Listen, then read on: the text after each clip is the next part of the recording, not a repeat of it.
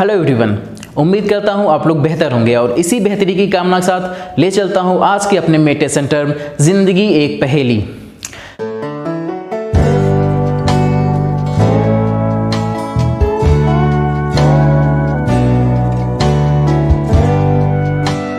कहते हैं सुख का समय बहुत सीमित होता है जबकि दुख की घड़ियां काटे नहीं कटती। माय डियर फ्रेंड्स, सुख हो या दुख हो ये तो आपके विचारों पर डिपेंड करता है। यदि आपके विचार में सुख प्राप्त करना है तो आप किसी न किसी तरह सुख के रास्ते को खोज ही लेते हैं, और यदि वहीं दूसरी तरफ आपको दुख प्राप्त करना है तो वह किसी न किसी छोटी बात पर भी दुख और निराश हो जाता है।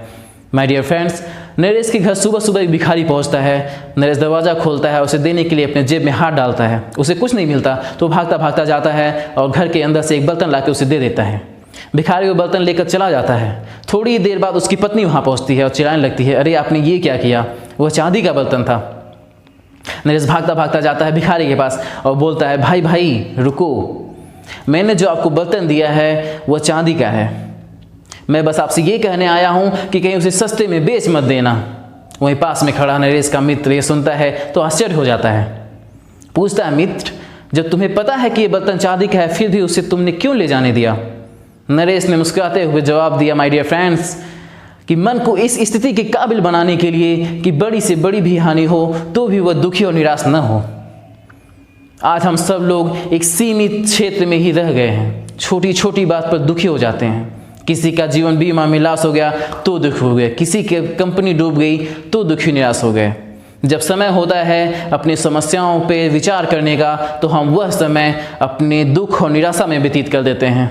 माय डियर फ्रेंड्स, सबसे बड़ी हानि तो ये होती है कि हम समय को पहचान ही नहीं पाते, कब हमें सही समय का यूज करना है और कब हमें दुखी और निराश होना है। क्योंकि ज़िंदगी के बड़े से पहलू को तो हम देख ही नहीं पाते और एक छोटी सी कील हमें चुभने लगती है। एक प्रोफेसर अपने कॉलेज जाता है और अपने बच्चों से बोलता है कि आज सरप्राइज टेस्ट के लिए तैयार हो जाइए। सारे बच्चे अपनी अपनी सीट ले लेते हैं और उनके बीच पेपर बांट दिया जाता है। पेपर मिलते ही यकीन मानिए सारे बच्चे सरप्राइज्ड हो गए, क्योंकि उनको एक बड़े से वाइट पेपर पर सिर्फ एक ब्लैक डॉट स्पॉट दिखाई दे रहा था। प्रोफेसर ने कहा, हाँ, आज का टेस्ट आपका यही है, आपको जो भी इस पेपर में दिख रहा है उसी के बारे में आपको लिखना है। सारे बच्चे अपना आंसर शीट जमा करते हैं प्रोफेसर को। प्रोफेसर उनके आंसर उनके सामने ही पढ़कर सुनाता है, लेकिन कोई भी एक बच्चा उस प्रोफेसर को संतुष्ट नहीं कर पाता, क्योंकि सभी बच्चे ने उम्मीद के मुताबिक ही उस ब्लैक स्पॉट के बारे में ही उत्तर लिखा था। प्रोफेसर ने उनसे कहा कि मैं इस आधार पर आपको ग्रेड नहीं देने वाला हूँ, लेकिन हाँ इतना ज़रूर कहना चाहूँगा कि आप सभी ने केवल इस ब्लैक डॉट स्पॉट को देखा और इतने बड़े से वाइट पेज आपको नहीं दिखाई दिया। हम अपनी ज़िंदगी में भी कुछ ऐसा ही करते हैं दोस्तों। एक छोटी सी बीमारी, छोटी सी समस्या, एक छोटा सा लाश ही हमको ज़्यादा दिखाई देता है। हमारा मन स्थिर नहीं रह पाता, जबकि हम अपने भविष्य, अपने ज़िंदगी के उज्जवल पार्ट को देख ही नहीं पाते। घर घर जाकर बर्तन मांजकर अपना और अपने बेटे की परवरिश करने वाली माँ को उसका बेटा एक दिन जब एक पत्र देता है जो कि उसके टीचर ने दिया रहता है उसकी माँ को देने के लिए, वह पत्र पढ़कर वह माँ मुस्कुरा देती है। बेटा मुस्कुराने का कारण पूछता है तो माँ उसके सर पर हाथ फेरते हुए बोलती है, बेटा, इसमें लिखा हुआ है कि आपका बेटा क्लास में सबसे होशियार है। हमारे यहाँ ऐसे टीचर नहीं हैं जो आपके बेटे को पढ़ा सकें, इसलिए आपसे निवेदन है कि इसका एडमिशन कहीं और करा दीजिए। यह सुनकर बेटा बहुत खुश होता है और वह और जी जान से पढ़ाई करता है और भी मन लगाकर पढ़ाई करता है, और एक दिन ऐसा आता है जब वो महान वैज्ञानिक बनता है। माय डियर फ्रेंड्स, नाम है अल्बर्ट आइंस्टीन। जी हाँ, वही अल्बर्ट आइंस्टीन जिन्होंने हमें फार्मूला दिया E = mc²। धीरे धीरे समय बीता, आइंस्टीन की माँ का देहांत हो गया, और एक दिन ऐसा आया जब आइंस्टीन ने अपनी माँ की अलमारी खोली तो उसमें उन्हें एक पत्र मिला। माय डियर फ्रेंड्स, ये वही पत्र है जो उन्होंने बचपन में अपनी माँ को दिया था, जो कि उनके टीचर ने कहा था। आइंस्टीन ने वह पत्र खोला और पढ़ने लगे। हमें यह कहते हुए बहुत दुख हो रहा है कि आपका बेटा पढ़ाई में बहुत ही कमज़ोर है। जिस तरह से उसका शारीरिक विकास हो रहा है, उसकी बौद्धिक विकास उससे बहुत कम है, इसलिए हम उसको स्कूल से निकाल रहे हैं। कृपया करके उसका एडमिशन कहीं और करा दें या उसे घर पर ही पढ़ने दें।